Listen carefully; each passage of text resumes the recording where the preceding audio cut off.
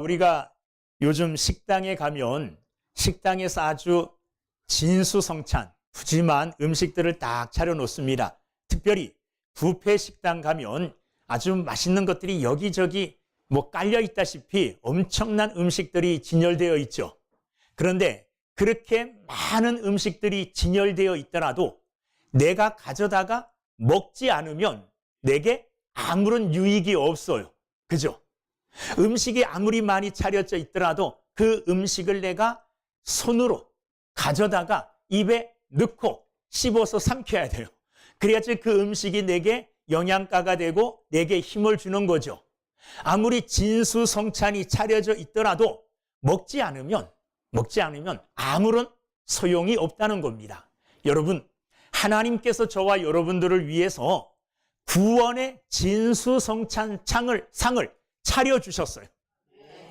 우리의 구원을 위해서 하나님께서 상을 차려놓으셨다는 거예요. 그 상을 차릴 때에 우리를 사랑하셔서 구원의 상을 차리신 거예요. 우리를 사랑하지 않으면 그 상을 차릴 필요가 없어요. 그런데 저와 여러분들을 너무너무 사랑하셔서 그 사랑의 마음으로 구원을 위한 상을 배설해 놓으셨다는 거예요. 그 구원의 상은 왜 배설해 놓으셨느냐? 구원의 상에 차려진 그 구원을 내가 가지고 그 구원을 통하여 영원한 생명을 얻게 하기 위하여 구원의 상을 차려놓으신 겁니다. 구원의 상을 차리시기 위해서 하나님은 자기 자신과 같은 하나밖에 없는 독생자 예수 그리스도를 이 땅에 보내주셨어요. 예수 그리스도께서는 하나님이 차리시는 구원의 상을 완성하기 위하여 십자가에 자기의 몸을 들이셨어요. 그래서 십자가에서 죽임을 당하셨어요. 물과 피를 다 쏟으셨어요. 그것은 하나님이 차리시는 구원의 상을 완성하기 위한 예수 그리스도의 사랑이에요. 헌신이에요. 죽으신 후에 3일 만에 부활하심으로 구원의 상을 예수님은 완성을 하셨습니다. 이제 드디어 하나님께서 계획하시고 하나님께서 원하시는 구원이 다 베풀어졌어요. 이것으로 내게 그냥 자동적으로 구원이 이루어지는 건 아닙니다. 하나님께서 저와 여러분들을 위하여 구원의 상, 구원을 다 배설하시고 준비해 놓으셨다고 해도 그 구원이 자동적으로 나의 것이 되어서 내가 구원받고 하나님 나라 가는 거 아니에요. 우리가 그 구원을 나의 것으로 뭐 해야 됩니까? 가져와야 돼요. 마치 음식을 내가 손으로 떠서 내 입에 넣고 씹어 삼키듯이 하나님이 베풀어 놓으신 그 구원의 밥상, 구원의 진수성찬을 나의 것으로 만들어야 된다는 겁니다. 어떻게 나의 것으로 만듭니까? 어떻게 나의 것이 되게 할 수 있습니까? 오늘 말씀이 그것을 우리에게 가르쳐 주고 있어요. 어떻게 하라는 거예요? 자, 1장 12절 시작. 영접하는 자, 곧 그 이름을 믿는 자들에게는 하나님의 자녀가 되는 권세를 주셨으니 뭐 하라 그러느냐 하면 하나님께서 베풀어 주신 그 구원이 나의 것이 되게 하기 위해서는 예수 그리스도를 뭐 하라는 거예요? 영접하라. 예수 그리스도를 영접하라는 겁니다. 영접하는 것이 곧 뭐 하는 거예요? 거기 보면 12절 영접하는 자 곧 그 이름을 믿는 자. 영접한다는 말은 곧 그 이름을 뭐 한다는 거와 똑같아요? 믿는다는 거와 똑같다는 겁니다. 특별히 오늘 영접하는 자, 요 말씀을 중점적으로 어떻게 내가 예수님을 영접하고 영접한 자의 삶은 어떠해야 되는지를 말씀을 통해서 하나하나 살피면서 하나님이 베풀어 주신 구원이 그냥 다른 데 가는 것이 아니라 땅에 떨어지는 것이 아니라 그 구원이 바로 나의 것이 되게끔 해야 된다는 거예요. 어떻게 하면 되느냐? 영접해야 된다는 겁니다. 여러분, 영접한다는 이 말의 뜻은 뭘까요? 성경에서 이 영접한다는 말은 어떻게 쓰여졌느냐? 헬라어로 람바노 이렇게 이제 읽혀지는데 헬라어로 람바노라 하는 이 영접한다는 말의 의미는 취한다는 말입니다. 내가 소유한다는 말이에요. 예를 들면 떡을 취하다. 요게 떡을 영접한다는 말로 쓰여졌어요. 잔을 잡다. 잔을 잡는 요 잡는다는 것이 영접한다는 람바노라는 단어가 쓰여졌어요. 명령을 받다 할 때도 내가 명령을 받잖아요. 명령을 받을 때에도 요게 람바도라는 영접한다는 말로 쓰여졌어요. 직분을 받다 할 때도 직분을 내가 영접한다, 직분을 받는다 같은 말로 쓰여졌다는 겁니다. 그러니까 영접한다는 이 말이 성경에서 쓰여질 때 어떤 의미로 쓰여졌느냐 하면 내가 그것을 취한다, 내가 그것을 받아들여 나의 것으로 삼는다, 이런 의미로 쓰여졌다는 거예요. 또 이 람바노라는 이 헬라어는 영접한다는 이 말은 우리가 성령을 받죠. 성령 받으라, 내가 성령을 받았습니다 할 때 그 받았다는 이 말도 영접한다, 이 람바노라는 이 말이 쓰여졌어요. 그러니까 예수님을 영접한다는 이 말은 성령을 내가 받아들인다, 성령을 받았다, 이 의미와 같다는 의미예요. 같다는 의미예요.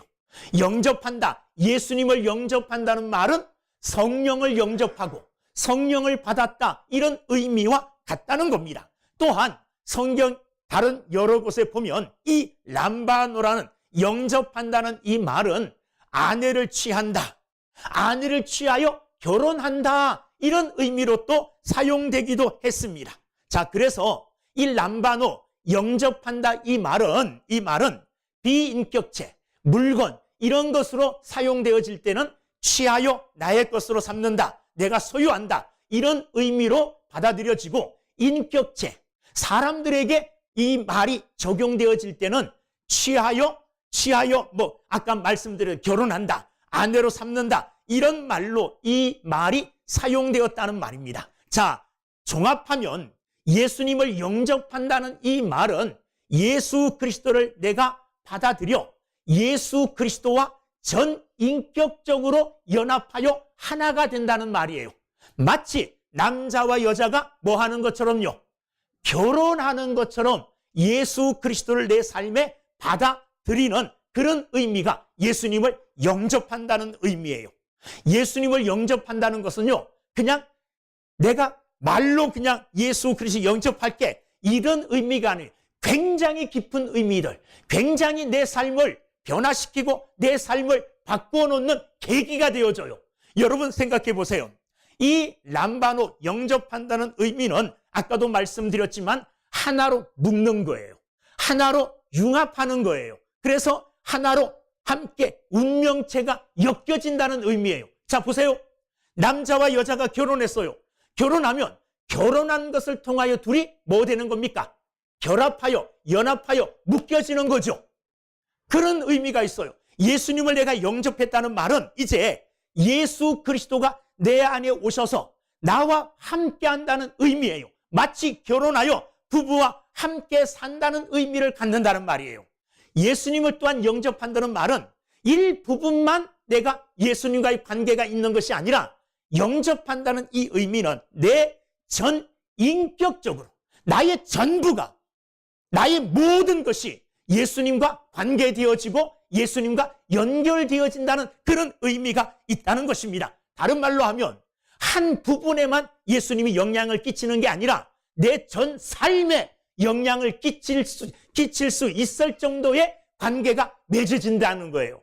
결혼하면 남자와 여자가요, 결혼하게 되어지면 같이 집에서 밥 먹고 잠자는 것만 연결되는 게 아니죠.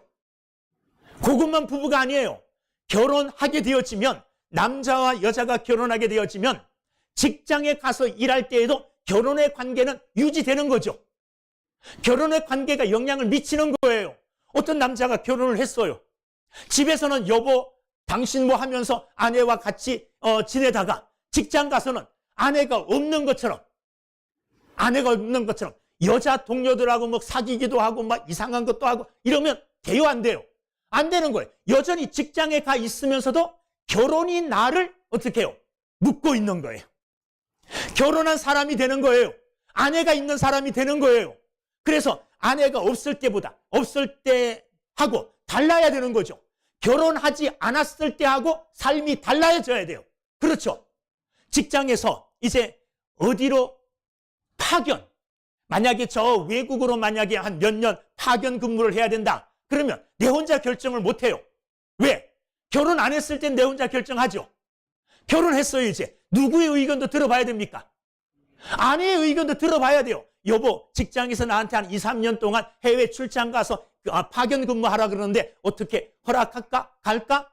아내가 나와 같이 가는 거야? 그러면 같이 가면 가. 근데 혼자 가면 안 돼. 이러면 그 말을 존중해 줘야 되죠. 왜?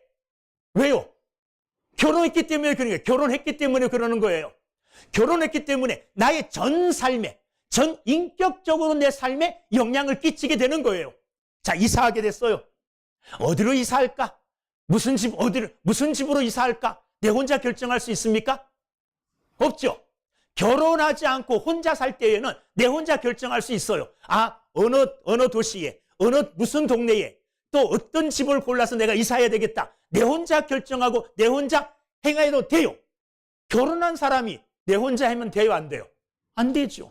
이제 결혼했기 때문에 하나의 인격체가 함께 뭉쳤기 때문에, 함께 연합했기 때문에 나와 함께 사는, 결혼한 그 부인의 의견을 존중해야 돼요. 여보, 이번에 어디로 이사 갈까? 단독주택이 좋겠어? 아파트가 좋겠어? 상의해서 같이 의논해서 결정해야 돼요. 그렇죠? 혼자 살 때와 완전히 달라요. 내 삶에 이제 그분이 들어오신 거예요. 내 삶에 그분이 들어오신 거예요. 내가 영접한다는 말은 결혼함으로 인하여 아내가 내 삶에 들어와서 내 삶을 바꾸어 놓았듯이 이제는 내 안에 들어오신 예수 그리스도로 말미암아 내 삶이 이제 모든 내 삶의 전 부분에 있어서 예수님이 이제 영향을 끼치게 되는 거예요. 교회 와서만 예수님을 영접한 삶을 사는 게 아니에요. 밖에 가서 생활할 때도 예수님을 영접한 사람이에요.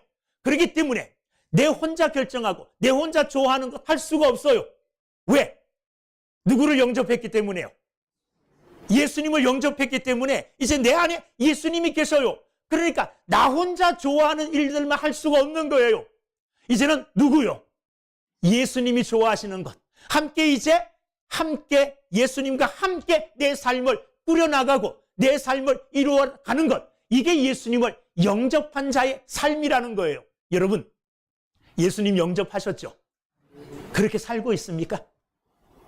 예수님 영접한 것처럼. 주일날 어디 갈 때, 예수님 물어보고 내 혼자 결정하는 게 아니에요. 주일날 친구가 등산 가자 그러네? 내 혼자 결정해갖고 등산 가면 예수님 영접한 사람의 삶이 아니잖아요. 예수님 영접했다면 예수님께 물어봐야 되잖아요. 허락해야 되잖아요. 그래야 안 그래요? 여러분, 취미 활동을 왕성하게 하는 사람이 결혼 생활 힘든 게 뭐냐 하면 낚시 좋아하고 골프 좋아하고 등산 좋아하는 이런 사람들이 아내는 그걸 안 좋아해요. 그 아침마다 자기 혼자 등산하러 가고 낚시하러 가고 골프하러 가고 그러면 그 가정이 행복할 수가 없어요. 서로 뭐 해야 됩니까? 상의하고 의논하고 서로 협력해야 되는 거예요. 내가 진짜로 나는 골프 너무 좋아해. 그러니까 여보, 내가 매일 골프를 갔었는데 이제 한 달에 2번만 갈게. 대신 주말 2번은 당신하고 꼭 같이 시간을 보내줄게. 이렇게 서로 뭐예요? 타협하고 협력하고 서로 의논하면서 이렇게 살아가는 거죠. 영접했다면, 같이 산다면. 그래야 안 그래요? 그렇잖아요. 그런데 예수님을 영접해놓고 예수님과 함께 한다고 그러면서 왜 여러분 혼자 마음대로 하셔요? 영접한 사람의 삶이 아니에요. 영접한 사람의 삶을 사시기를 주의 이름으로 축원합니다. 영접했다면 예수님과 함께 하는 거예요. 이젠 나 혼자가 아니에요. 내 안에 예수님이 들어오셔서 내 삶 가운데 함께 하시는 그분과 동거동락, 마치 아내와 함께 가정을 이루어 결혼 생활을 하듯이 그분의 의견을 존중하고 그분의 의견을 높여드리고 이렇게 살아가는 것, 이게 예수님을 영접한 사람의 삶이에요. 그렇게 살고 있지 못하다면 내가 입으로 예수님을 영접했다고 하면서도 삶을 돌아보면 영접한 사람이 아닐 수 있어요. 말로는 영접했다 그러는데, 말로는 결혼했다 그러는데 아내를 조금도 배려하지 않고 자기 혼자 그냥 혼자 살 때처럼 산다면 결혼했다 그러지만 결혼 생활이 아니에요. 예수님 영접한 사람은요, 예수님을 인격적으로 인정하고 예수님과 함께 내 삶을 일구어 나가는 것, 이게 예수님을 영접했다, 이렇게 말할 수 있는 것입니다. 여러분, 예수 그리스도를 영접한 자의 삶을 살아가시기를 주님의 이름으로 축원합니다. 이제 내 삶을 내가 이렇게 결정하고 저렇게 결정하고 이런 길 가고 저런 길 갈 때마다 예수님과 상의하셔야 돼요. 예수님이 기뻐하시는 길을 같이 걸어가야 돼요. 그게 동행하는 자의 삶의 아름다운 모습입니다. 동행하는 자. 결혼이 동행이잖아요. 인생의 동행이잖아요. 인생의 동행인데 자기 멋대로 남편은 일로 가고 아내는 일로 가고 이러면 결혼 생활이 아니에요. 함께 손잡고 동행하는 게 결혼 생활이잖아요. 이제 예수님을 영접했어요. 영접했으면 함께 가는 겁니다. 주님이 기뻐하시는 그 길을 함께 걸어가는 것, 이게 예수님을 영접했다고 할 수 있는 거예요. 또한 영접하게 되면 함께 거하게 되면 뭐가 결정되느냐 하면 위치가 결정돼요. 남자와 여자가 결혼하잖아요. 그럼 남자는 남편이 되고 여자는 뭐가 돼요? 아내가 되잖아요. 남편과 아내의 자기 위치, 포지션이 결정되는 거예요. 만약에 내 삶에 내가 직장에 취직하여서 직장에 있는 것들을 내가 받아들인다 그러면, 직장의 삶을 받아들인다면 직장을 통하여 관계 맺은 사람과의 위치가 있죠. 똑같이 사람들을 대할 수 없어요. 회장님은 회장님으로 인정하고 회장님으로 받아들여야 되죠. 그래요, 안 그래요? 그렇잖아요. 동료는 동료로 인정하고 동료로 받아들여야 돼요. 과장님은 과장님으로 받아들여야 돼요. 그렇죠.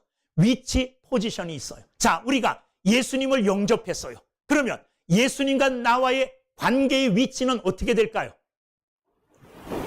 제일 처음에 예수님을 영접할 때 우리는 예수님을 뭐로 영접해요?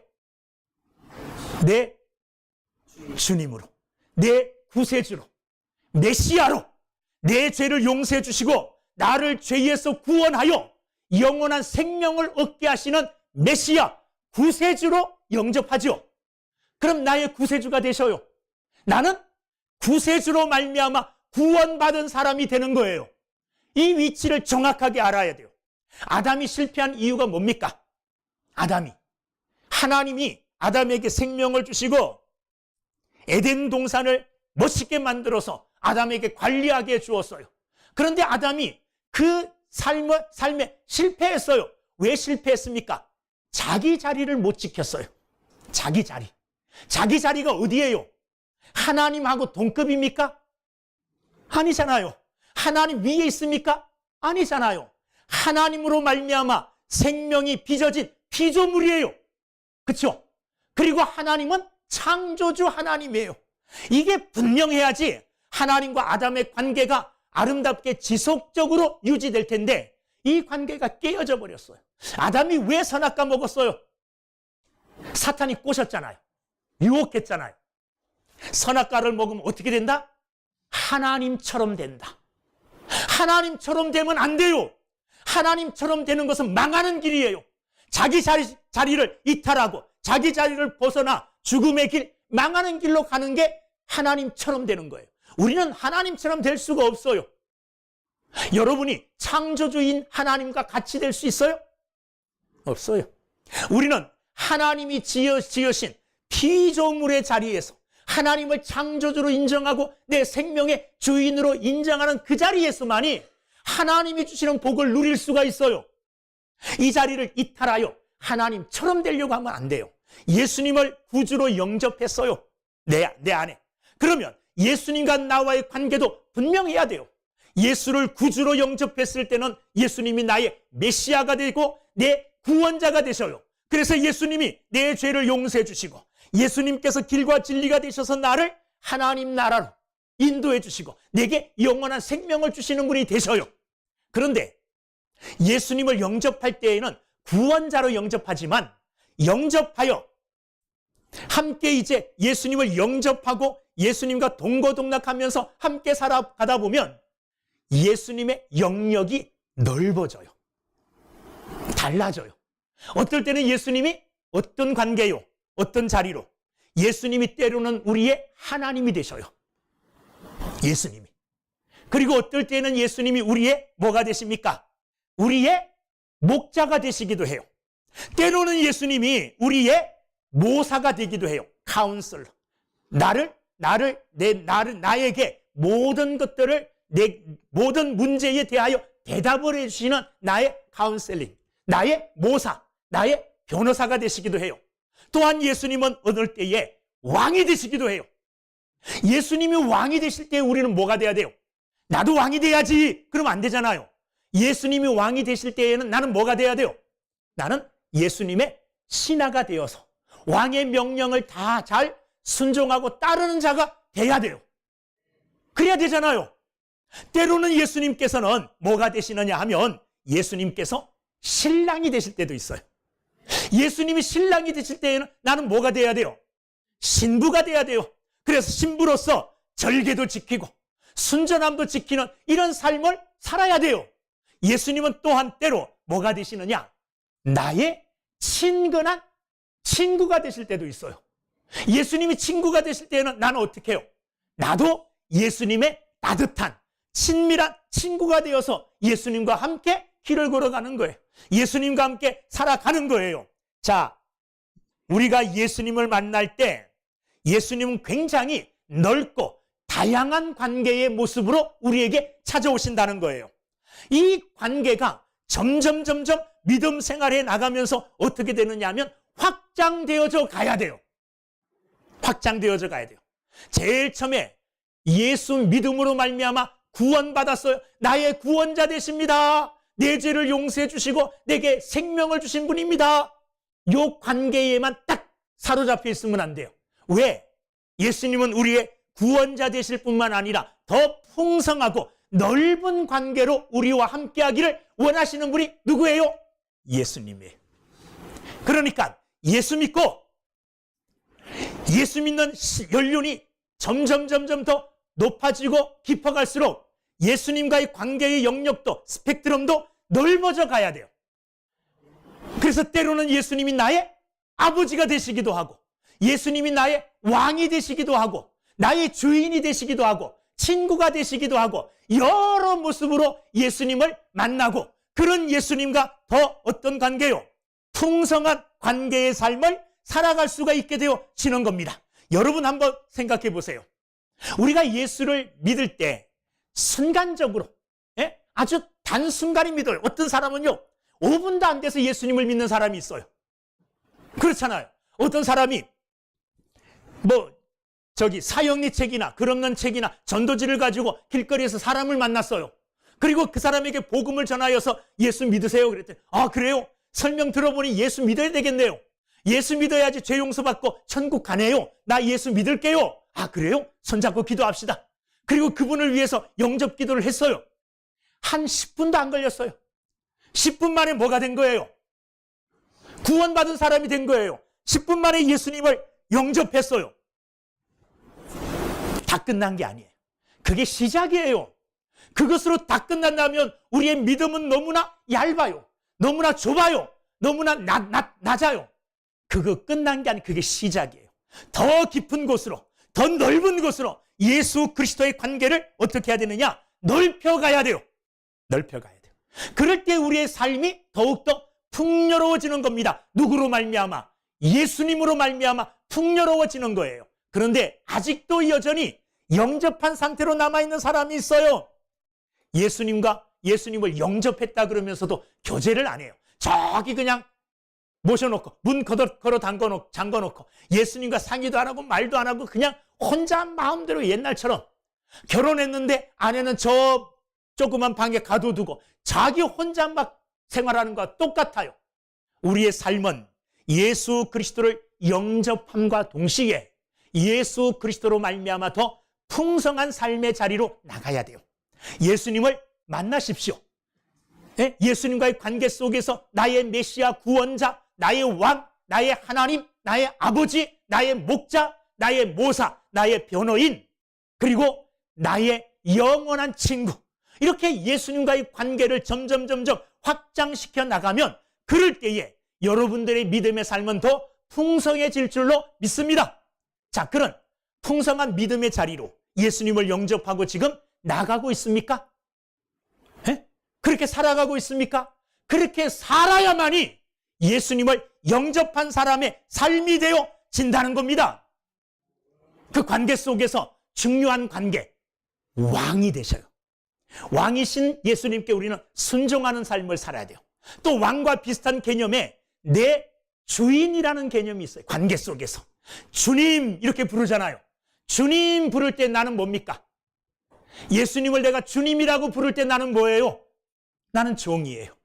그런데 예수님을 주님 이렇게 부르고 예수님과의 관계를 예수님은 나의 주님, 나는 예수님의 종, 이렇게 관계를 설정해 놓고 여전히 내가 주인 노릇하면 돼요, 안 돼요?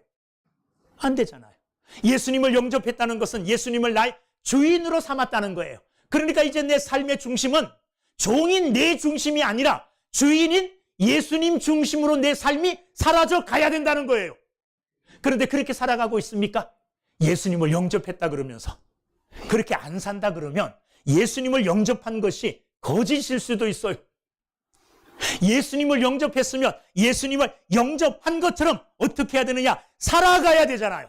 그런데 그렇게 살지 못한다면 영접했다는 이 말이 틀릴 수도 있다는 거예요. 여러분, 결코 예수님을 영접했다는 이 말은 내가 하나의 종교를 가졌다 이런 의미가 아니에요.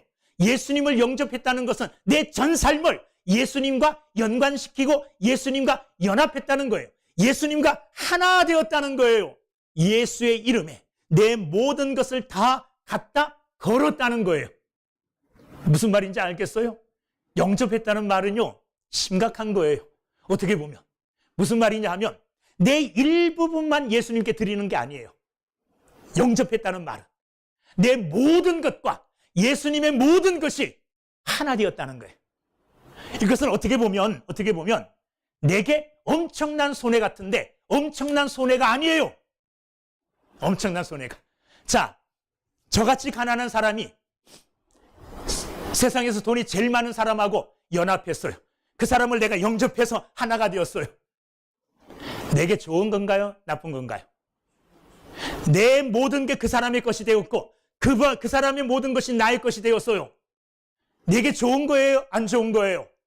좋은 거잖아요. 좋은 거예요. 네? 자, 보세요. 내 모든 것과 예수님의 모든 것이 하나 되었다면 여러분 얼마나 복인지 몰라요.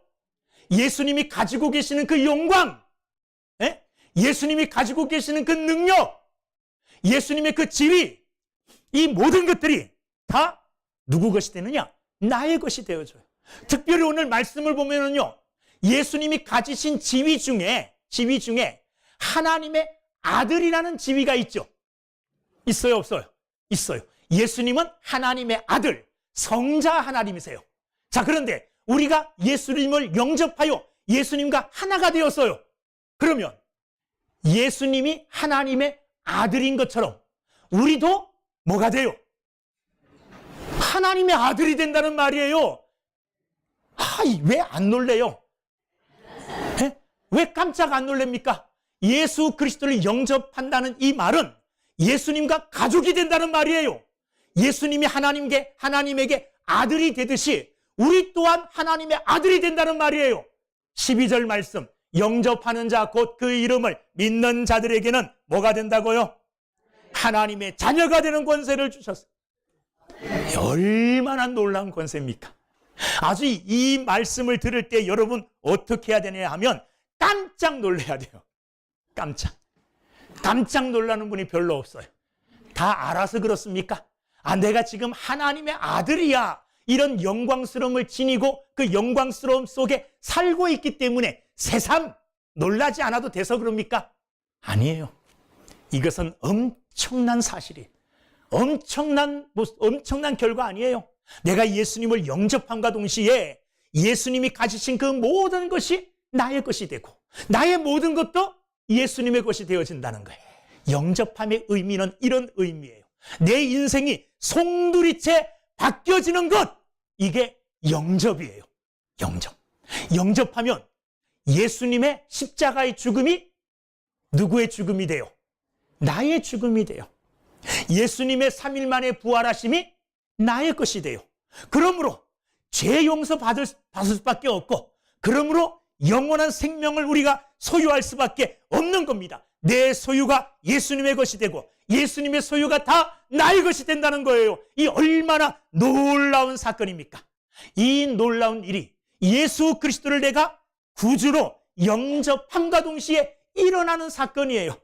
일어나는 일이에요. 이 일에 아멘 하시고 이 일에 하나님 앞에 감사하시는 저와 여러분들이 다 되시기를 주님의 이름으로 축원합니다. 로마서 8장 16절 17절 보면 성령이 친히 우리의 영과 더불어 우리가 하나님의 자녀인 것을 증언하시나니 하나님이면 또한 상속자 곧 하나님의 상속자요 그리스도와 함께한 상속자니 우리가 그와 함께 영광을 받기 위하여 고난도 함께 받아야 할 것이니라. 예수님을 영접하면 예수님이 하나님께로부터 상속받을 그 모든 상속권을 나도 갖는다는 말이에요. 이 얼마나 놀라운 일입니까? 하나님의 영광스러움을 예수님이 상속받는다. 그건 나의 것이 돼요. 예수님의 모든 것이 내가 누리는 모든 것이 될 수가 있다는 겁니다. 주님의 권능도 나의 것이요 그의 영광도 나의 것이요 심지어는 그의 고난도 나의 것이 되는 거예요. 그래서 예수 그리스도의 부활의 영광 가운데 나가기 위해서는 예수님의 모든 것이 나의 것이 되니 십자가의 고난도 나의 것이 되어 고난을 통과하여 영광의 자리에 우리도 이르러야 된다는 것입니다. 이게 우리가 전인격적으로 예수 그리스도를 영접함으로 일어나는 놀라운 일들이에요. 그러면 어떻게 예수님을 영접할 수 있을까요? 예수님. 네? 예수님 영접하는 자 곧 그 이름을 믿는 자들에게 그랬잖아요. 믿어야 돼요. 믿는데 입술로 고백하며 고백한 것을 믿어야 돼요. 예수 그리스도가 내 안에 들어오셔서 나와 함께하는 내가 영접한 나와 연합되어진 분이 되기 위해서는 예수 그리스도를 믿음으로 받아들여야 돼요. 뭘 받아들여야 될까요? 예수님, 나는 죄인입니다. 그러나 예수님이 나를 위하여 십자가에 죽으심으로 내 죄가 용서되었고 예수님이 3일 만에 부활하심으로 내가 예수님처럼 영원한 생명을 가졌음을 믿습니다. 믿습니다. 이 사실을 내가 믿음으로 받아들이면 돼요. 믿음으로 이 기도를 올리면 돼요. 자, 보세요. 인생에 있어서 중요한 일 3가지가 있다면 태어나는 것, 결혼하는 것, 죽는 것. 이게 큰 일이잖아요. 태어나서 결혼해서 죽는 것. 이 과정들을 거쳐서 가는 거예요. 결혼도 꼭 해야 돼요. 이게 하나님이 주신 축복이거든요. 여러분, 결혼 안 해도 돼 이런 마음은 성경적이진 않아요. 좀 어렵고 힘들어도 결혼하도록 애를 써야 돼요. 저도 30 가까이 돼서요. 결혼하려고 온갖 애를 다 썼어요. 심지어는 저 춘천 시골 골짜기까지 갔어요. 제가 전도사로 있던 교회에서 전국에 있는 주일학교 교사들을 모아서 교육을 했거든요. 그때 제가 좀 잘나 보였나 봐요. 오신 어떤 권사님이 자기 딸이 있대. 그 집이 어디냐? 저 춘천 어디 골짜기래요. 거기까지 내가 갈게요, 안 갈게요? 갔다 왔어요. 2년이 안 됐지만 갔다 왔어요. 결혼하려고 애를 썼다는 말이에요. 예? 자, 결혼이라는 게 굉장히 인생에 있어서 중요한 일이잖아요. 결혼이 어떻게 성립됩니까? 아주 큰 일을 해야 됩니까? 신랑이 이 푸시업 100개 이상 해야 됩니까? 아니잖아요. 결혼은요, 주례자가 신랑을 향하여 사랑하겠느냐? 신부를 사랑하겠느냐? 예 한 다음에 결혼 선포하면, 성혼을 선포하면 결혼이 된 겁니까? 안 된 겁니까? 결혼이 된 거잖아요. 결혼이요, 굉장히 어렵고 힘든 것 같지만 쉬워요. 예수님을 영접하는 거요. 어려운 과정이 있고 이런 거 있지만은 예라고 대답하면 돼요. 아멘이라고 대답하면 돼요. 예수님이 나를 위하여 십자가에 죽으셨음을 내가 믿습니다. 믿는다고 말하면 돼요. 3일 만에 부활하셨습니다. 아멘. 믿습니다. 말하면 돼요. 다시 오실 예수님을 내가 믿습니다. 아멘. 그러면 영접하는 거예요. 뭐 내 뱃속을 갈라볼 필요도 없어요. 오셨나 안 오셨나 살펴볼 필요도 없어요.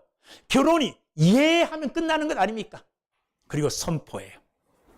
내가 예수님이 아니 하나님이 우리를 위하여 구원의 상을 차려놓은 것에 대하여 아멘 감사합니다 하고 그것을 믿음으로 받아들이면서 아멘 예하면 내가 예수님을 영접하는 게 되는 것입니다. 여러분, 예수 그리스도를 영접하고 예수 그리스도를 영접한 사람답게 살아가시는 여러분들이 되기를 주님의 이름으로 축원합니다. 주님은 지금도 우리 문 밖에서 문을 두드리셔요. 요한계시록 3장 20절 말씀에 보면 볼지어다 내가 문 밖에 서서 두드리노니 누구든지 내 음성을 듣고 문을 열면 내가 그에게로 들어가 그와 더불어 먹고 그는 나와 더불어 먹으리라. 지금도 우리의 문을 두드리고 계셔요. 요 소리를 듣고 문을 열면 된대요. 어떻게 소리가 들립니까? 오늘 말씀을 통해서 여러분의 문을 두드리고 계시는 거예요. 여러분이 믿음으로 마음을 열고 예수님을 받아들이면 돼요. 영접하면 돼요. 예 하고 대답하면 돼요. 그러면 놀라운 일이 생겨요. 놀라운 변화가 생깁니다. 자, 예라고 하는 동시에 결혼식에서 이제는 둘이 식장에 들어갈 때는요 남남이었어요. 예 하고 나오면 이제 마음대로 끌어안고 마음대로 뽀뽀해도 되고요. 다 되는 거예요. 결혼이라는 것을 통해서 삶이 변화되는 거죠. 우리도 예수 그리스도를 영접하면요 새 사람이 돼요. 그래서 고린도후서 5장 17절 그런즉 누구든지 그리스도 안에 있으면 새로운 피조물이라. 이전 것은 지나갔으니 보라 새 것이 되었도다. 할렐루야. 예수님 영접하면 저와 여러분들은 새로운 피조물, 새 것이 되었어요. 변화된 새로운 피조물로 예수 그리스도와 함께하는 믿음의 삶을 사는 저와 여러분들이 다 되시기를 주의 이름으로 축원합니다. 기도하겠습니다.